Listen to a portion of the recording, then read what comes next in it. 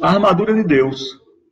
A ideia é trazermos um breve resumo sobre a sequência de reflexões que foram trazidas na Batista Sertaneja nestes dias, né, durante a quarta-feira, a partir das 19 horas. Efésios 6, 10 ao 18 é a passagem, Efésios capítulo 6, do 10 ao 18, é a passagem que fala sobre exatamente a armadura de Deus. Como vencer no dia mau. Revestivos, pois, da armadura de Deus. E nós vamos trabalhar esse texto, versículo a versículo,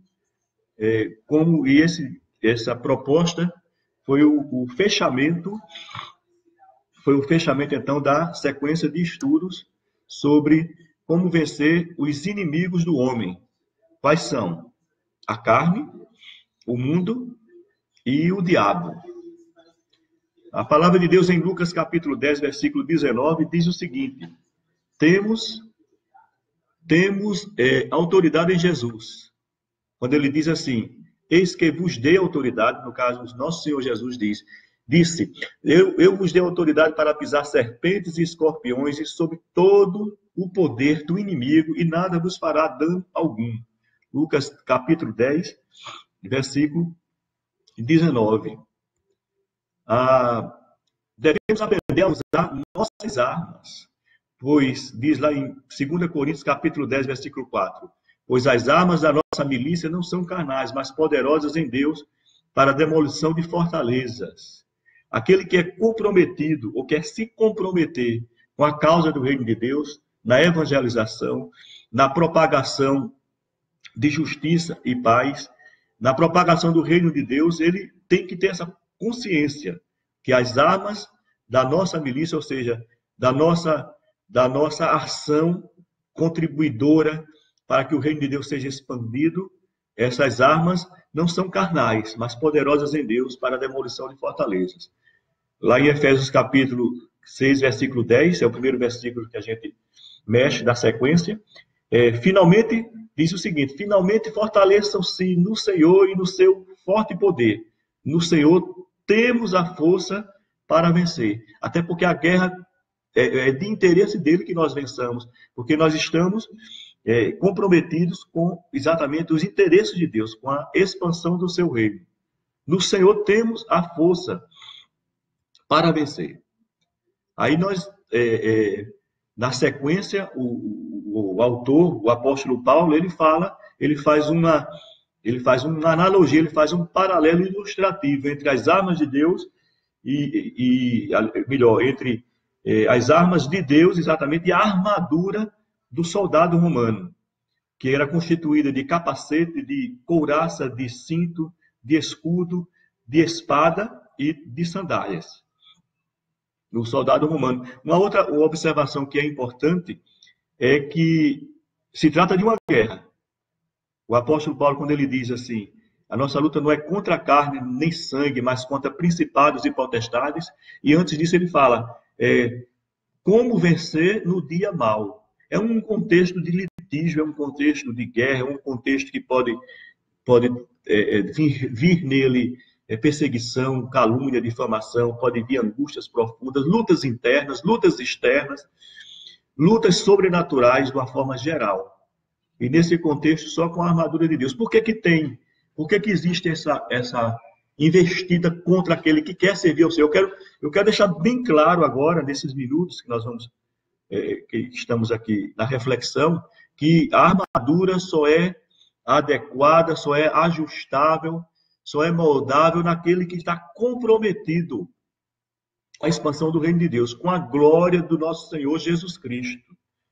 Aí, então, ele tem direito a essa armadura. Aliás, ele pode usufruir, pode viver com a armadura que o apóstolo Paulo propõe. No versículo 11, ele diz o seguinte, vistam toda a armadura de Deus, capítulo 6 de Efésios, versículo 11. Vistam toda a armadura de Deus para poderem ficar firmes contra as ciladas do diabo. A armadura é completa, a armadura é dada por Deus para vencer o inimigo, e as ciladas, as mentiras, as enroladas, as seduções do diabo podem ser vencidas com a armadura de Deus. Ou uma colocação, Satanás, o diabo e os seus aliados, os seus demônios, não estão preocupados, não estão focando seus investimentos de contra-ataque, de guerra, contra quem é aliado dele, contra quem é passivo. Mesmo estando no contexto de comunidade cristã, de igreja, cristã de uma forma geral, tipo, a pessoa confessa que é da fé evangélica, digamos, da fé cristocêntrica, que Jesus é o Senhor, mas não faz nada, absolutamente nada, para o reino de Deus. Ao contrário, é passivo quando assim, para não dizer o mais extremo, ou é extremamente, ou tem um testemunho extremamente negativo que não glorifica, mas ao contrário, envergonha o nome de Jesus. Essas pessoas aí estão nas mãos do inimigo, ele não tem nada contra essas pessoas. Ele não tem que investir contra. A ação maligna é contra aqueles que evangelizam, aqueles que buscam se santificar, aqueles que buscam a integridade, a verdade e a honestidade. E essa armadura é própria para eles. Até porque o apóstolo Paulo, quando ele fala dessa armadura que vem do alto, ele está fazendo uma conclusão da carta aos Efésios, e a conclusão vem de uma sequência onde ele fala sobre a necessidade do pleno conhecimento de Deus, a necessidade do conhecimento do poder da salvação que só Jesus proporciona, a necessidade de uma vida consagrada, a necessidade de unidade entre a igreja, e ele traz também referências interessantes sobre unidade familiar, definição dos papéis na família, unidade entre os irmãos de uma forma geral. E depois de todo um relato, de toda uma orientação, ele então fecha para a armadura. O que eu posso concluir, fazendo essa análise, tendo essa visão panorâmica do livro da carta aos Efésios, é que antes da armadura vem toda uma consciência de quem sou em Cristo, vem toda uma prática motivada por esta consciência de quem sou em Cristo. A armadura não é como na minha infância tinha um super-herói que ele dizia assim, Shazam! Aí ele descia assim, transformava ele totalmente de uma forma instantânea. A armadura vem com um estilo de vida, com um comprometimento. Isso é fundamental antes de detalharmos sobre a armadura em si. E, aliás, você, se continuar me acompanhando, vai perceber a total coerência do que eu estou falando agora com o que virá depois. No versículo 12, Efésios, capítulo 6, versículo 12, diz o seguinte, pois a nossa pessoas, mas contra os poderes e autoridades, contra os dominadores deste mundo de trevas, contra as forças espirituais do mal nas regiões celestiais. O apóstolo Paulo, ele define quem são os inimigos, nesse contexto de guerra, não significando que não tenhamos pessoas que sejam inimigas, sendo usada por Satanás ou mesmo por questões isoladas da carne. Não é, o que o apóstolo Paulo está colocando aqui não é que não se tenha pessoas que possamos ter embates contra, mas ele está dizendo o seguinte, que o foco principal, que a luta principal é contra os principados e potestades, exatamente porque você está comprometido em evangelizar, comprometido em interceder, comprometido em ter uma vida de acordo com a vontade de Deus. Não só no discurso, mas uma vida, um testemunho. E você, com certeza, vai ganhar muitas vidas para o Senhor, vai estabelecer, vai contribuir para o estabelecimento do reino de Deus na sua casa, no seu bairro, aonde você trabalha. Então, você é alvo dos ataques malignos. Então, seu foco principal de ação, de resistência, não é contra pessoas, mas contra as hostes espirituais da maldade. As hostes espirituais da maldade, que querem inviabilizar a sua ação. Por quê? Porque a sua ação, você que conhece o plano de salvação, você que conhece o Evangelho, porque você foi transformado pelo Evangelho, você é uma ameaça. É uma ameaça, porque o inimigo sabe, Satanás e os demônios sabem que o poder da pregação do Evangelho, escute isso assim de uma maneira clara e direta, há um poder transformador, poderoso, na pregação do Evangelho. E quando alguém prega o Evangelho, e quando alguém que vive o Evangelho, prega o Evangelho com graça, consequentemente com graça, com unção, com autoridade, vidas vão ser transformadas. Isso é uma ameaça ao reino das trevas.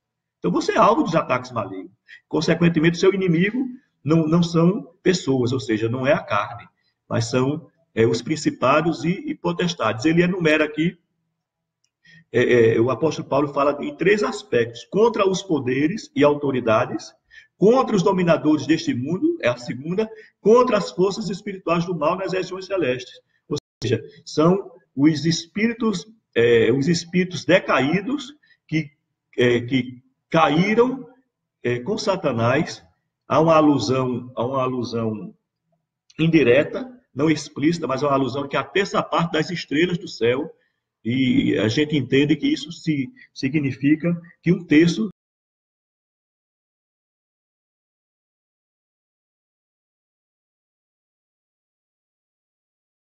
rebelaram e caíram. E estes estão articulados, organizados para inviabilizar o poder da transformação, da restauração do homem por causa de Jesus Cristo. Não é contra a carne, mas sim contra os demônios. O foco de nossa luta não é contra a carne, mas contra os demônios. É o que o apóstolo Paulo diz no versículo 12. O versículo 13 diz o seguinte: por isso vistam toda a armadura de Deus. Toda a armadura de Deus, para que possam resistir no dia mau e permanecer inabalável depois de terem feito tudo. O que me salta aos olhos aqui agora, o que me faz destacar é terem feito tudo. Você fez a obra, você chegou naquela região, aqui no sertão da Paraíba, ou numa tribo indígena, ou num país muçulmano, de predominância islâmica, e você pregou o evangelho, e você foi um agente libertador de vidas, e você levou pessoas ao conhecimento de Cristo. Você fez, depois de ter feito tudo, vem a retaliação, vem a ação maligna para inviabilizar que você continue. Mas a gente, com a armadura de Deus, resiste o dia mau. O que seria o dia mau? É o dia que nada dá certo. O que seria o dia mau? É o dia que parece que todas as portas estão fechadas. É aquele dia que a gente amanhece, olha e diz assim: aconteceu algo errado já, eu já estou triste. Parece que existe um peso inexplicável. Quando começa-se uma conspiração, não porque você foi infiel no seu ambiente de trabalho, não porque você errou, não porque você desviou, não porque você não atendeu bem, não. Ao contrário, por conta da sua integridade. E começa a ter uma articulação para derrubar você. Esse é o dia mau. Daniel, na integridade, Daniel, na fidelidade a Deus em primeiro lugar, e sendo coerente no seu ambiente de trabalho, conspiraram, articularam contra ele, e a partir da sua fidelidade ele foi parar na cova dos leões. O dia mau, ele vem não porque você errou. Aí não é. Paulo não está se referindo a isso, mas porque você está ajustado, está fazendo de acordo com a vontade de Deus. Aí há a necessidade da armadura espiritual para vencer o dia mau. Só podemos vencer esse dia com a armadura de Deus. O diabo espera a hora certa para atacar. Lá em 1 Pedro, capítulo 5, versículo 8, olha o que é que o apóstolo Pedro diz na sua primeira carta: sede sensatos e vigilantes. O diabo, vosso inimigo, anda ao redor, como leão, rugindo e procurando a quem devorar, espreitando, observando a hora certa. E essa comparação do diabo com o leão dá uma conotação de poder e que desperta medo. Um rugido de leão, imagine. Contudo, aquele que está debaixo da potente proteção do Senhor, esse está protegido. E o rugido do diabo é apenas um miadozinho de um gatinho. No versículo 14, Efésios capítulo 6, versículo 14, diz o seguinte: estai, pois, firmes, cingindo os vossos lombos com a verdade. Paulo começa, então, a objetivar, a colocar de maneira direta e objetiva o paralelo ilustrativo entre a armadura do soldado romano com as peças fundamentais da armadura de Deus. Ele faz um paralelo entre o cinturão, né, aquele que protege a parte da barriga, a parte abdominal. Ele faz um paralelo com o cinturão, com a verdade, ou seja, a parte das vísceras, que é uma parte vital. Se levar uma espadada, se levar uma flechada, compromete, gera infecção, isso na literalidade da armadura romana, ele diz que você protege uma área vital da sua estrutura espiritual com a verdade. São duas análises que eu quero fazer, eu vou tentar ser bem objetivo. Primeiro, viver na verdade, viver em integridade, não viver com máscara, viver de maneira transparente, junto com os seus, junto na sua igreja, junto com na relação com Deus em primeiro lugar, na relação com as autoridades constituídas com você, verdadeiro consigo mesmo, verdadeiro com o seu cônjuge, verdadeiro com o seu colega de trabalho, verdadeiro com o seu colega de escola, etc. Assumindo quem você é. Não usando a mentira como expediente, aliás, o pai da mentira é Satanás, e ele mente desde o princípio, como diz a palavra de Deus, vivendo na verdade, procurando viver na verdade de maneira plena e não se esquecendo. Jesus é a verdade plena e ele pagou pelos nossos pecados. Ele é a perfeição em nosso lugar. É o cinto da verdade. É a primeira peça da armadura que o apóstolo Paulo fala. Verdade plena, verdade de Deus, verdade moral. Jesus é a verdade. A outra peça que ele coloca, a segunda, é a couraça na armadura do soldado romano.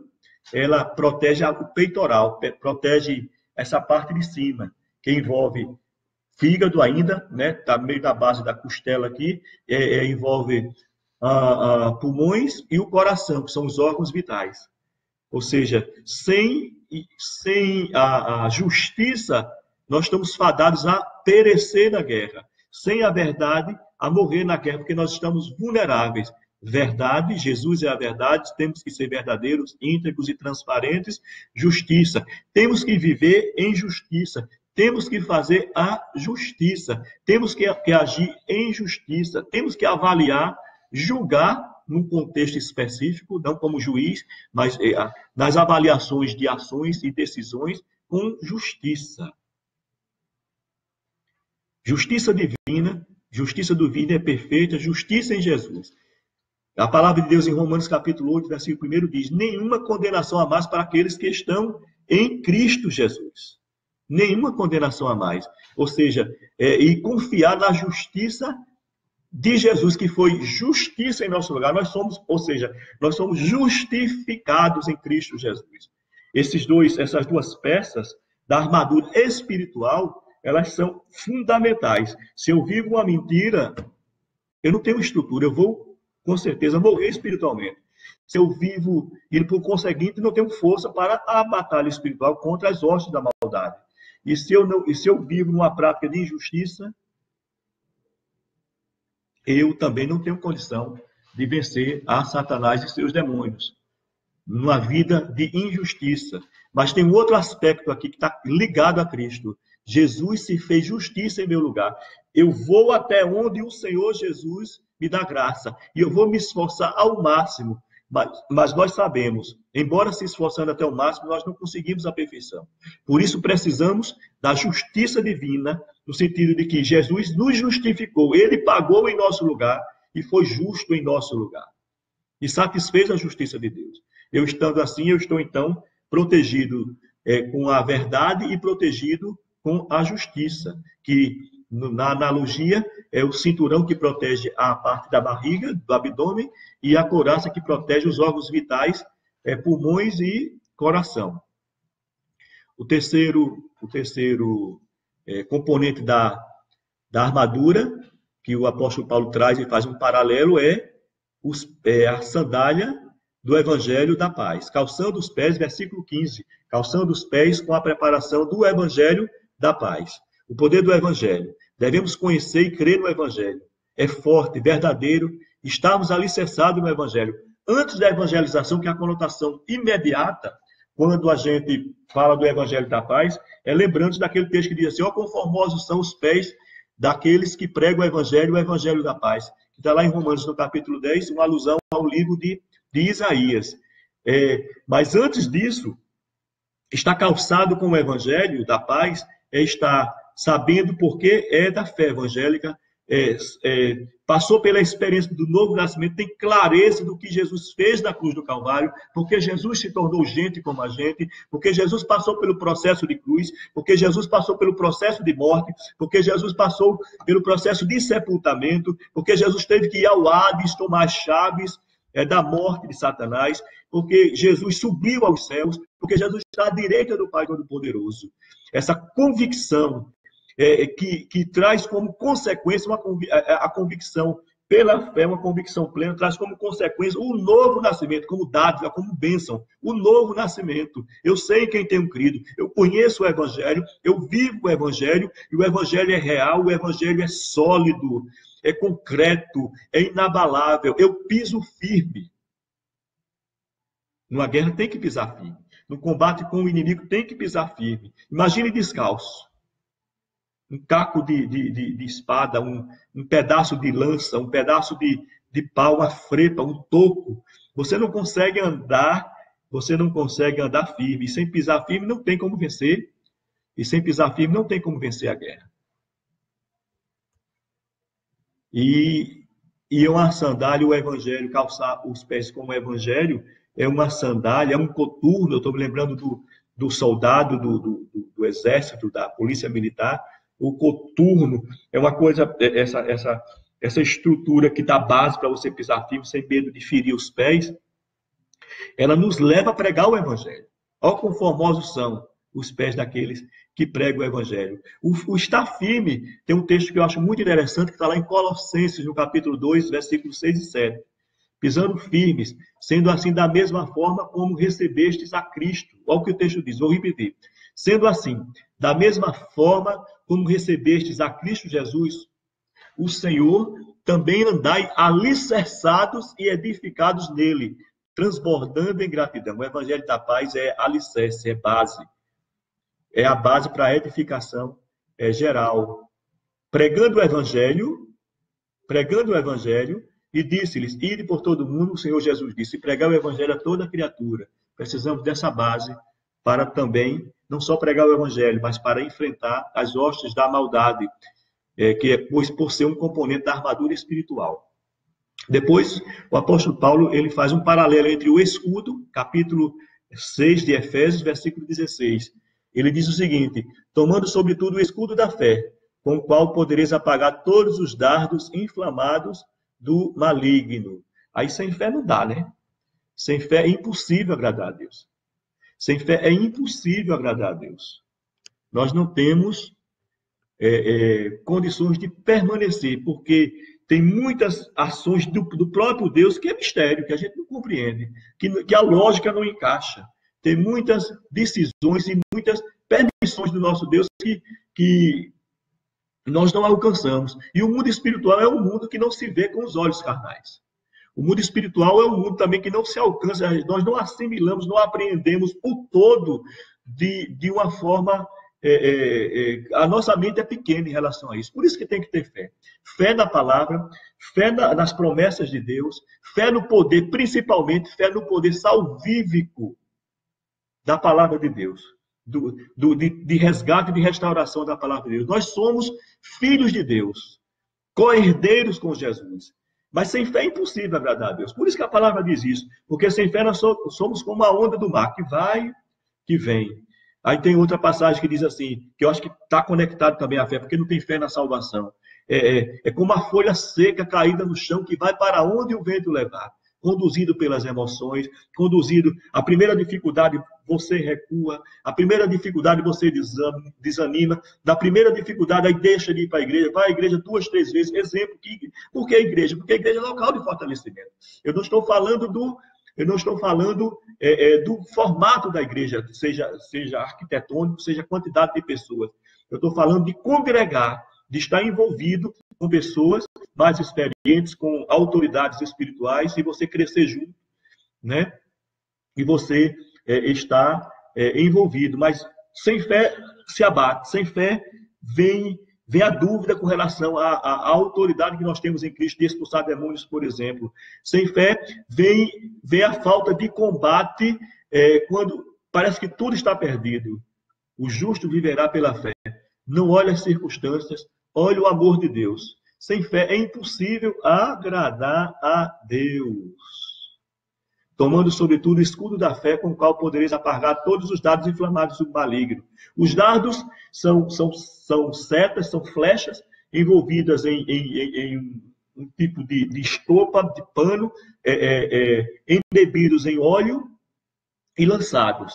O que aponta as setas? Dúvidas na mente. Olha, o capacete é na cabeça, né? Dúvidas na mente. Ah, Deus não está comigo. A luta é muito grande. É injusto. Mas o Senhor é contigo. O Senhor é bom. O Senhor está te forjando. O Senhor está te fortalecendo.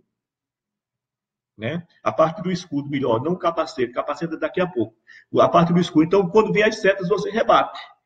O Senhor está comigo, com a espada, que é a palavra de Deus, que nós vamos... Porque a armadura é um composto que tem que estar em harmonia. O capacete, o escudo, a proteção, a espada, né? Então, apagar as dúvidas, apagar o desânimo, sem fé não se agrada a Deus.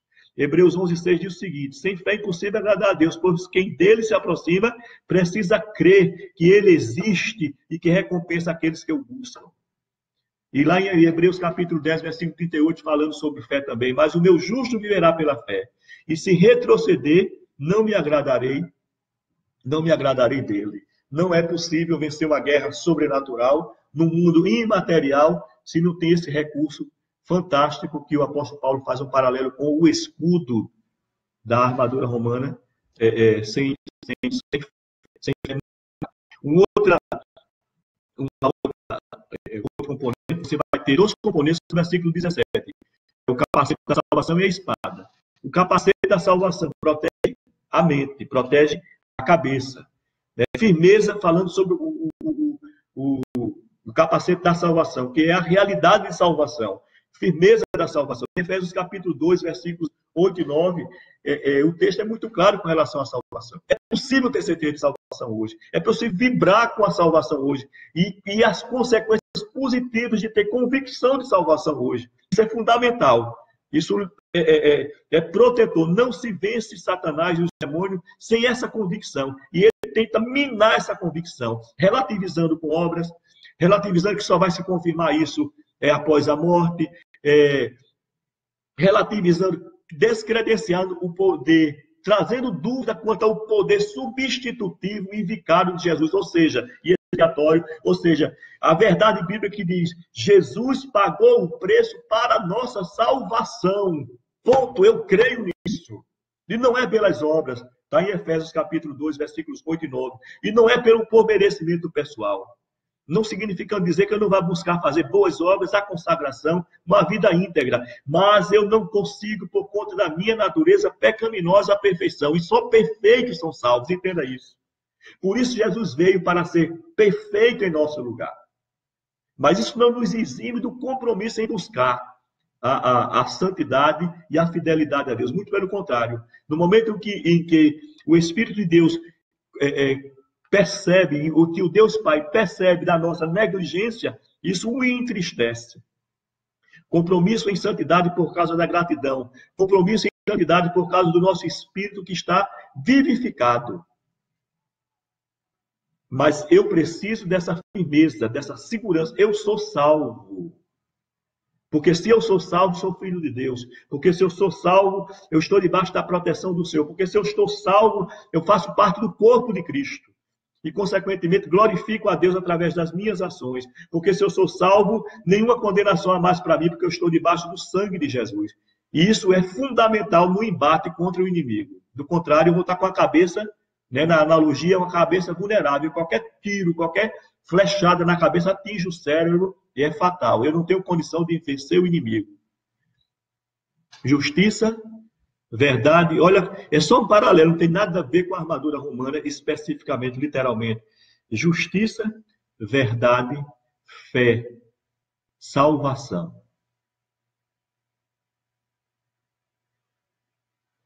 E o outro componente é a espada do Espírito, que é a palavra de Deus. Ontem à noite, a espada do Espírito, que é a palavra de Deus.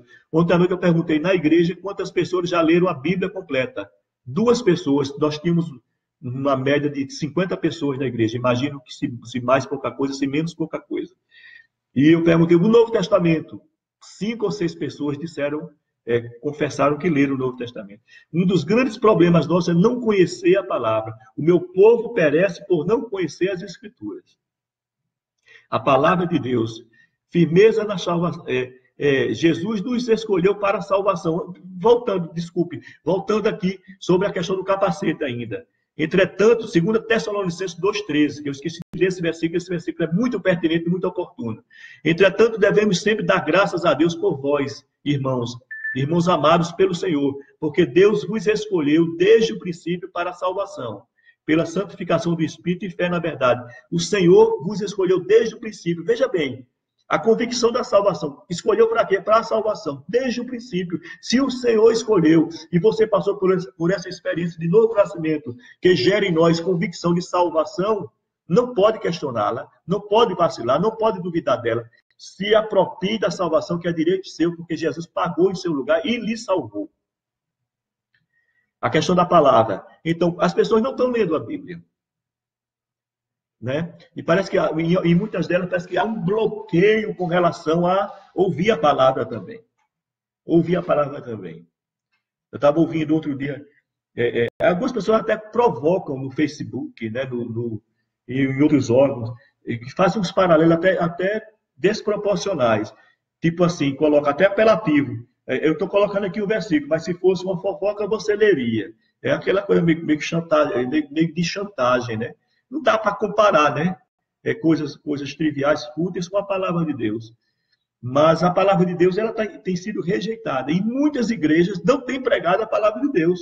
Têm pregado expedientes, usado versículos isolados, mas não é a palavra de Deus, porque não tem um sentido real que a verdadeira palavra de Deus proporciona. Saído do foco principal. E as pessoas estão fracas. E a mercê, porque não tem a arma de ataque principal, que é a palavra, que é chamada de espada. Tá? Então, a palavra de Deus é o quê? Lâmpada para os nossos pés e luz para o nosso caminho. Jesus venceu pela palavra. Ele conhecia a palavra. Quando Satanás chegou perto dele, ele citou a palavra várias vezes no processo de tentação no deserto. Aliás, para vencer a tentação, deixa eu dizer para você, que está me ouvindo aqui agora, me vendo, para você vencer a tentação, você tem que ter armas corretas. E a arma principal de vencer a tentação é a palavra. Jesus foi tentado com fome de 40 dias a transformar pedra em pão. E ele disse com a palavra, nem só de pão vive o homem. Ele venceu com a palavra. E o diabo também usou a palavra também, quando ele provocou Jesus no processo de tentação a pular do templo, pular do pináculo do templo. E ele disse, porque se você é o Messias, está escrito que os anjos virão e te guardarão e te protegerão e teus pés não serão feridos. Ou seja, o próprio inimigo usa a palavra, usa a espada para benefício próprio, para prejudicar a gente. Precisamos conhecer a Bíblia, precisamos ouvir a Bíblia, precisamos meditar na Bíblia, porque se eu tenho compromisso e quero ter compromisso em contribuir para a glória de Jesus, para ganhar vidas para Cristo, para a expansão do reino de Deus, eu preciso ter um conhecimento mínimo, um domínio mínimo da palavra para combater o inimigo. E Jesus falou para ele, quando ele disse, está escrito os anjos, e de fato está escrito, a Jesus disse, não tentarás o Senhor teu Deus. Não tentarás o Senhor teu Deus. E desmontou o diabo. Né? E quando o inimigo propõe, através de uma sedução, de um suborno, dizer, olha, esse reino eu te darei se tu te prostrares e me adorares, o Senhor diz para ele, para trás de mim, vai de retro, Satanás, porque está escrito, só a teu Deus adorarás. A palavra é fundamental. Talvez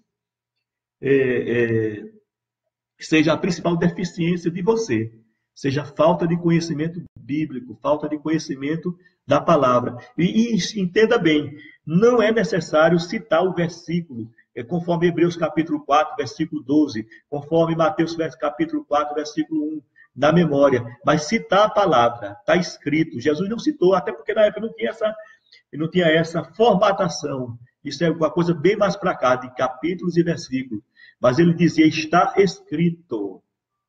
E citava a palavra. É memorizar a palavra, né? Se puder memorizar dessa maneira, é melhor, porque é fácil de achar. Ou seja, citando o livro, o capítulo e os versículos, ou o versículo. Tá? Então, a espada é fundamental, tanto para a defesa como para o ataque. Aí ele coloca, então, no versículo 18, que ele não faz nenhuma alusão, nenhuma conexão com o componente da armadura, mas eu afirmo que sim, embora não tenha um paralelo. Ele diz o seguinte no versículo 18: com toda a oração e súplica, orando em todo tempo no Espírito e para o mesmo fim, vigiando com toda a perseverança e súplica por todos os santos. Ou seja, oração por si, com peso de súplica, é uma oração mais intensa, com quebrantamento, orando no Espírito, ou seja, dando lugar ao Espírito Santo, que nos leva à oração precisa, ao verdadeiro quebrantamento, à verdadeira adoração, né? Que, por sinal, esse versículo dá uma gama de reflexões, oração, muito rico o versículo, com toda a oração e súplica, repetindo, orando em todo o tempo no Espírito, e para o mesmo fim, vigiando, que é outro componente da proposta do versículo, da orientação paulina, vigiando com toda a perseverança e súplica por todos os santos. Orando, vigiando, orando no Espírito, vigiando, né? Que a oração antecede, a oração previne, a oração é uma arma poderosa, e com vigilância, atento, o que é que está acontecendo, vigiando a boca, cuidado com o que fala, às vezes na brincadeira sai alguma coisa desnecessária, às vezes na brincadeira sai alguma coisa que não edifica. Então, o componente são os componentes, então, da armadura espiritual necessária para vencer o inimigo. Ou seja, não é brincadeira, a ação de guerra espiritual não é brincadeira, não é de qualquer maneira. E você que muitas pessoas que quando escutam essa proposta, essa reflexão, eu tenho pontualmente trazido essa reflexão na igreja, não é a primeira vez. Antes da igreja, eu estou nessa caminhada de 2 décadas e meia de ministério, a gente sempre tem falado sobre isso, mas a essência da armadura espiritual é vida e integridade e comunhão com Deus. Clareza da salvação, clareza de quem somos em Cristo, convicção da nossa realidade em Cristo, isso tem a ver com fé, convicção de salvação, a vida de integridade que está ligada à verdade, à justiça, à verdade que é Cristo. Eu vivo verdadeiramente a justiça que é Cristo. Eu vivo em justiça e pratico a justiça e sou justificado pelo Cordeiro que morreu em meu lugar. A necessidade da fé, eu creio, apesar de tudo, apesar das circunstâncias. A necessidade de conhecimento da Bíblia para combater o inimigo. E Davi venceu um homem com mais de 3 metros de altura, sem armadura, do ponto de vista de guerra, como Paulo coloca nessa literalidade, vendo a armadura de forma literal como a armadura romana. Ele venceu um homem que tinha mais de 3 metros de altura e com todas as armaduras, capacete, escudo, mas ele venceu com a armadura de Deus, que não é armadura carnal, não é armadura material, mas o poder que está ligado no sobrenatural em Cristo Jesus, que venceu a morte, que venceu a Satanás, esmagou a cabeça da serpente e tem capacitado a igreja, que é corpo dele, para vencer. Davi, um jovem, ainda saindo da adolescência, venceu um homem gigante, porque ele disse, tu vens contra mim com espada e lança, 1 Samuel 17:45, e escudo, espada, lança e escudo, eu, porém, vou contra ti em nome do Senhor dos Exércitos. Em outras palavras, eu vou contra ti com as armas de Deus, verdade, justiça, salvação, fé, calçado com o evangelho da paz e com a palavra de Deus, que é a espada. E ele venceu. E você pode vencer. Nós podemos vencer ajustados, em comunhão, um ajudando o outro, em comunhão com Deus, vivendo desta forma, crendo na autoridade dada pelo Senhor Jesus. Porque a autoridade foi dada a ele e ele transferiu para a igreja. Que Deus possa abençoar a sua vida, que Deus possa fazer com que você possa estar numa esfera acima da mediocridade, possa lhe dar, possa gerar no seu coração a necessidade de priorizar o relacionamento com Ele, de priorizar o reino de Deus, porque a palavra diz o seguinte: buscar em primeiro lugar o reino de Deus e a sua justiça, e as demais coisas vos serão acrescentadas. Davi venceu com a palavra. Muito obrigado por estar com a gente aqui. A Lana sempre conosco nos nossos vídeos. Roberto Sandrin, Ivanice Souza. Deus abençoe sua vida, Ivanice. Quanto tempo? Adalberto Alves, um abraço. Kleber, Deus te abençoe. Israel Ferreira, Glauber. Glauber tem sido de grande contribuição para o nosso ministério aqui em Itaporanga. Deus possa recompensá-lo. Doutor Césio, Deus abençoe o senhor. Lídia, Deus te renove. Epitácio Barros, um abraço forte. Adeilson, Luiz. Tem outras pessoas que Roberto Sandrin, mas não tá, já passou aqui do elevadorzinho, eu não estou vendo. Deixa eu colocar aqui na outra função, aqui na outra janela. Então, a ideia, ontem tínhamos um bom número de pessoas que estavam conosco, ouvindo essa reflexão, esse estudo sobre a armadura de Deus. E hoje eu tive direção de estar trazendo, nesta manhã, assim, um resumo do que aconteceu ontem. Então, para você que ouviu, vou deixar no ar, porque esse é um resumo pertinente, creio que vai edificar a sua vida. Eu vou deixar no ar, você pode divulgar para outras pessoas, pode compartilhar, e nós vamos deixar no ar por um bom tempo, para que pessoas sejam orientadas, sejam edificadas com a pertinência da verdade do Evangelho. Amém? Um abraço forte, Deus possa abençoar. A Batista Sertaneja, ela tem cultos na terça-feira à tarde, 5 da tarde. É um momento de oração com as mulheres que oram pelos seus filhos. Nós temos o culto na segunda noite também, com senhoras que oram de uma forma mais ampla, não só pelos filhos. Temos a oração dos jovens na sexta-feira. Você que é jovem pode participar, começando às 19h30, 7h30 da noite. Nós temos o culto dos jovens aos sábados, também começando às 19h30, aos sábados da noite. A escola bíblica começa às 5 da tarde no domingo. 5 da tarde, às 18h30, começa então o culto de louvor da palavra de Deus. Temos compromisso com a verdade do Evangelho. O Evangelho é levado a sério pela Igreja Batista Sertaneja aqui em Itaporanga. Você pode estar conosco. É um prazer recebê-lo na nossa igreja. Deus abençoe e até a próxima oportunidade.